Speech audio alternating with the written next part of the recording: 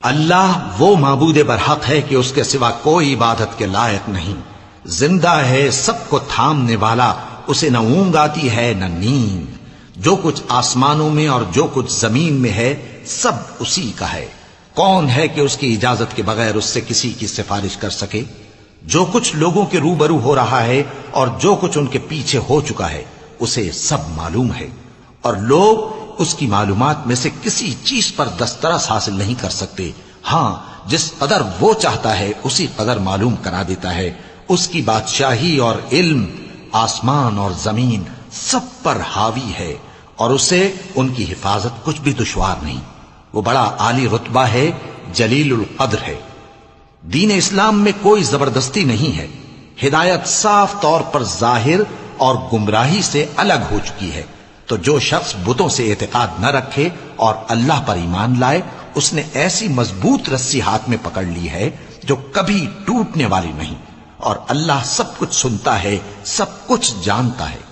جو لوگ ایمان لائے ہیں ان کا دوست اللہ ہے کہ اندھیرے سے نکال کر روشنی میں لے جاتا ہے، اور جو کافر ہیں ان کے دوست شیطان ہیں کہ ان کو روشنی سے نکال کر اندھیرے میں لے جاتے ہیں۔ یہی لوگ اہل دوزخ ہیں کہ اس میں ہمیشہ رہیں گے۔ بھلا تم نے اس شخص کو نہیں دیکھا جو اس غرور کے سبب سے کہ اللہ نے اس کو سلطنت بخشی تھی، ابراہیم سے اپنے پروردگار کے بارے میں جھگڑنے لگا؟ جب ابراہیم نے کہا میرا پروردگار تو وہ ہے جو زندگی دیتا ہے اور موت دیتا ہے، وہ بولا کہ زندگی اور موت تو میں بھی دے سکتا ہوں۔ ابراہیم نے کہا کہ اللہ تو سورج کو مشرق سے نکالتا ہے، آپ اسے مغرب سے نکال دیجئے۔ یہ سن کر وہ کافر ہکا بکا رہ گیا، اور اللہ بے انصافوں کو ہدایت نہیں دیا کرتا۔ یا اسی طرح اس شخص کو نہیں دیکھا جس کا ایک بستی پر جو اپنی چھتوں پر گری پڑی تھی گزر ہوا، تو اس نے کہا کہ اللہ اس کے باشندوں کو مرنے کے بعد کیوں کر زندہ کرے گا؟ تو اللہ نے اس کی روح قبض کر لی اور 100 برس تک اس کو مردہ رکھا۔ پھر اس کو جلا اٹھایا اور پوچھا تم کتنا عرصہ مرے پڑے رہے ہو؟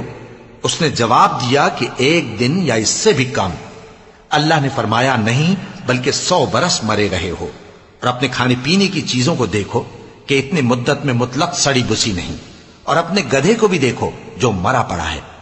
غرض ان باتوں سے یہ ہے کہ ہم تم کو لوگوں کے لیے اپنی قدرت کی نشانی بنائیں، اور ہاں گدھے کی ہڈیوں کو دیکھو کہ ہم ان کو کس طرح جوڑے دیتے اور ان پر کس طرح گوشت پوست چڑھائے دیتے ہیں۔ جب یہ واقعات اس کے مشاہدے میں آئے تو بول اٹھا کہ میں یقین کرتا ہوں کہ اللہ ہر چیز پر قادر ہے۔ اور جب ابراہیم نے اللہ سے عرض کیا کہ اے پروردگار مجھے دکھا کہ تو مردوں کو کیوں کر زندہ کرے گا، اللہ نے فرمایا کیا تم نے اس بات کا یقین نہیں کیا؟ انہوں نے کہا کیوں نہیں، لیکن میں دیکھنا اس لیے چاہتا ہوں کہ میرا دل اطمینان کامل حاصل کر لے۔